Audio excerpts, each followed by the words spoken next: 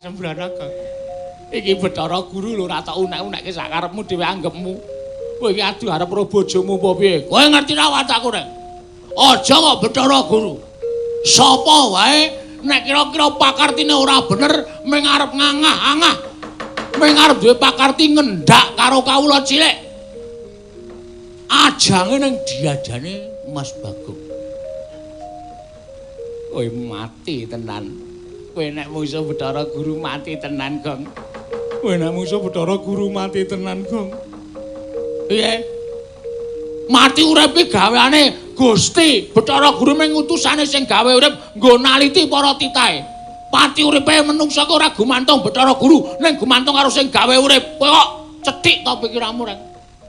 Ning kowe engko mati. Engko tak siramane ra urip. Wong kok kaya ngono. Wong donya. Malah dilagokke. Apa? Wis kowe tenang wae. Ora usah melu-melu. Aku sing tanggung jawab. Yen ngono kita wani karo panjenengan ulun. Mboten ajeng wantun. Ning kula wanani karo sifat sampeyan sing nuwun sewu beda-bedake.